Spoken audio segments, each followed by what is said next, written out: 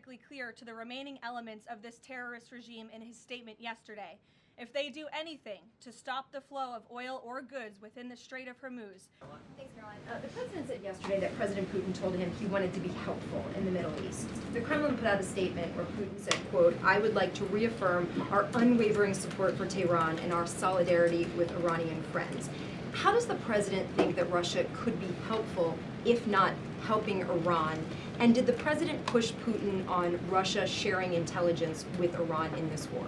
The president and his special envoy Witkoff have both said that, of course, they've sent a message to Russia that if that was taking place, it's not something they would be happy with, and they hope that it is not taking place. As for further details about the discussions between these two leaders, I'll leave it to the president to divulge any more of that conversation, but he did confirm it yesterday and provided you with a little bit of the background in his view. The president said yesterday for the first time that he had to strike Iran because he believes that Iran was going to strike U.S. targets within 7 days, and then he bumped that down later to 3 days.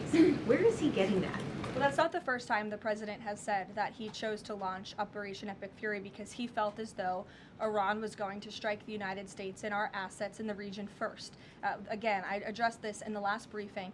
This was a feeling the president had based on facts provided to him by his top negotiators who had been engaged with the Iranian regime in a good faith effort. The Iranian regime was lying, deceiving the United States of America, clearly trying to continue their nuclear program to create a bomb that would, of course, threaten the United States of America.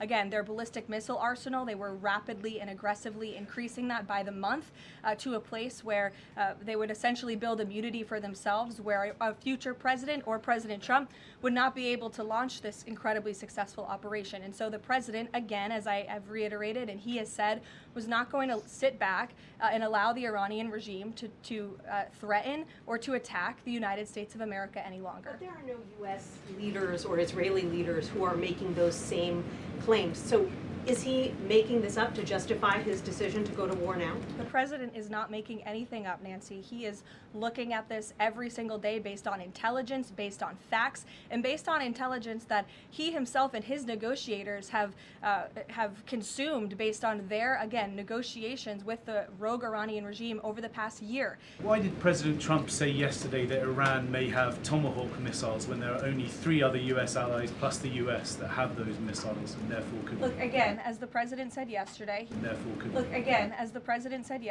he will accept the conclusion of this investigation by the Department of War.